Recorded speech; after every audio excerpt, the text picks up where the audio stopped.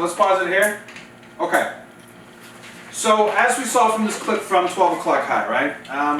There are three different leadership styles. The first one's laissez-faire leadership. There's autocratic and then transformational leadership styles. So let's go into the first one, the laissez-faire. The group commander, Davenport, he feels he should be an empathetic, supportive, and caring leader. Because his men are under extreme pressure, he's trying to get on the good side of the men. He overlooks certain regulations and procedures while trying to create a sense of we are all in this together, and compassion by not addressing any failures of the group.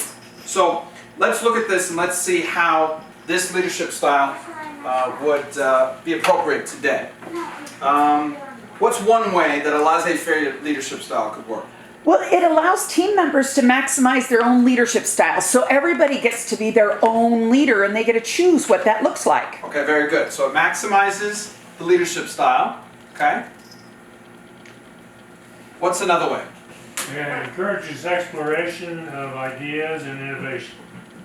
All right, so, I'm sorry, say that one more time. Encourages exploration. That's good. That's what we want to hear. Of ideas and innovation so that the leader can become more strategic. Ah, very good. Okay, so now we're reverting back to the leader. What's another way? It also creates an environment of independence. All right, so that way everybody in the team can be independent and have their own way of doing things, right? So we want to put independent, maybe an independent culture, something like that. All right, what's a way that this would not be appropriate in today's leadership style? Well, it downplays the role of the leader on the team. So his role is not as important as it should be. As it should be. So instead of like a very strong leader, it's somebody who's just kind of in the mix with the crowd, right? Mm-hmm. All right, so let's change colors here. We did earlier. So the leader is less important than the group. Leader less important. Come on. All right. What's another one?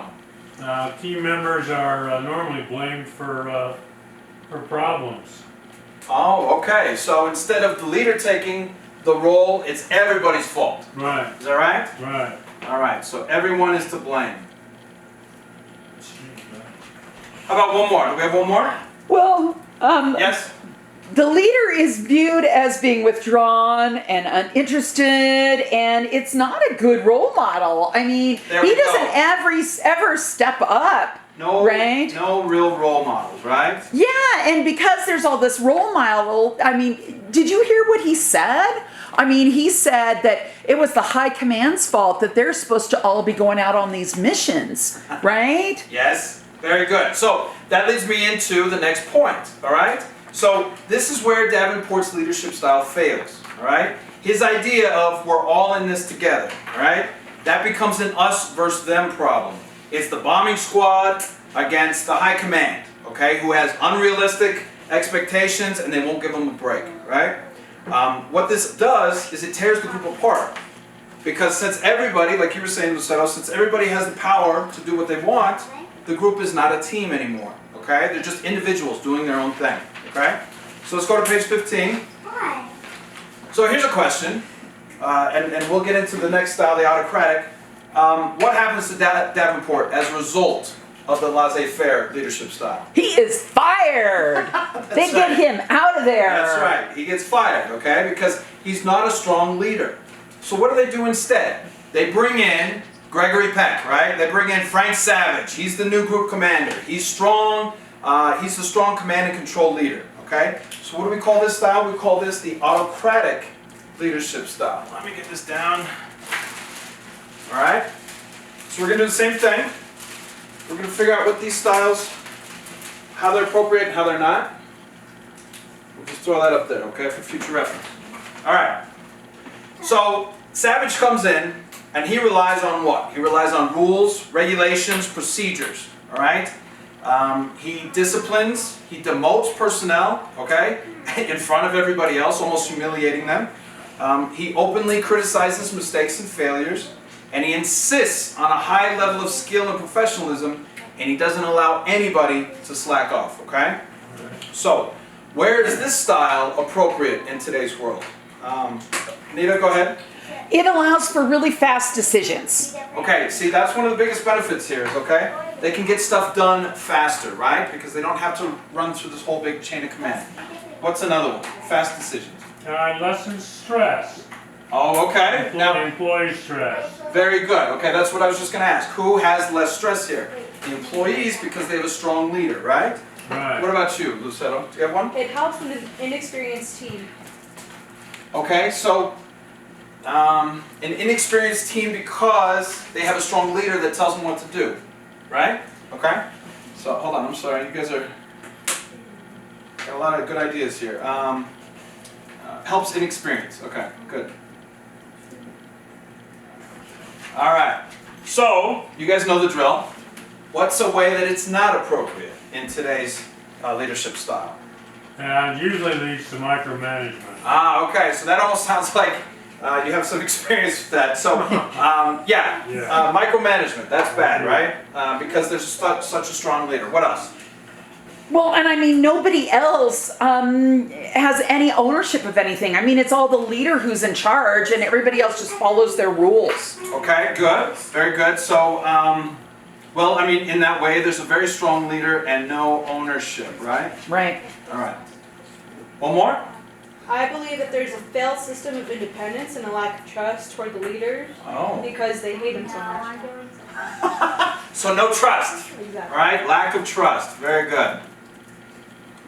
All right, that's good. So, we also saw how this style failed with Savage, right? Because the team became so unhappy, so demoralized, that they all filed for a transfer, right? So Savage was despised as a leader. So it's now the men against Savage. So let me just read this part. You guys just follow along. We're on page 17 now.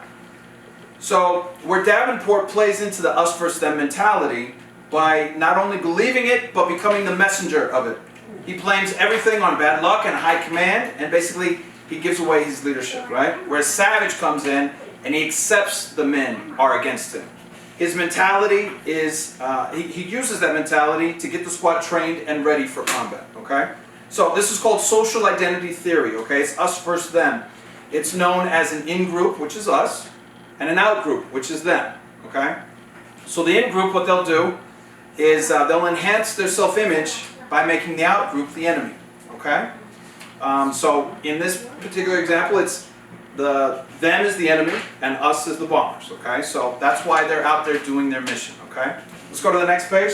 We'll talk about the last one. Transformational leadership style. Let's see if this one sticks. All right. Just taking along. All right. So anyway, yep, it's gonna fall. It's gonna fall. All right. So in transformational leadership style, Savage pulls examples to help others advance to higher levels of morale and motivation, okay? He inspires people because they expect the best from themselves. He communicates a shared vision, right? We want to win the war. And he helps the team to impact each other. So, what are some examples of ways that this can be appropriate in today's world for transformational leadership style? Anita, no, why don't we get someone else first, okay, this time? Well, I believe that it's going to help them to push themselves because they would want, a better future. Okay, so they want to see a vision for the future, all right? Right? All right, what's another one? Can also be used to make changes. All right, so it's easier to kind of implement those changes within the group, okay? Right. Easier changes. All right, Anita, how about back to you now? Well, everybody is united in this cause. You know, everybody wants to get on the plane and they want to go and they're looking for the greater good. This is, we're going to kill and we're going to bomb Germany and we're no longer worried about bad luck. So the greater good, okay, very good. All right, so last one. How is this not appropriate? What are some downsides to this? Can lead to burnout. Very good, right? Because everybody's pushing themselves so hard. Right. All right, what else? Well, it can be too big of a picture. It's really hard for people to follow it sometimes. So they can be confused because they don't know exactly where they are in the bigger picture, right? Exactly, Okay. exactly. All right. Lucetto, you got one? Yeah, I think it would be, it's like if the accountability isn't managed well, then everyone takes the blame for one person's failure. All right, so when one person fails, everybody fails, right? Okay, so as we see, all right, all three leadership styles, they're effective depending on what the team and the organization needs, okay? It's just knowing when to apply them and when not to, okay? So we're right at time. We're going to take 15 here. We'll come back. We'll finish it out, okay? All right. Thank you.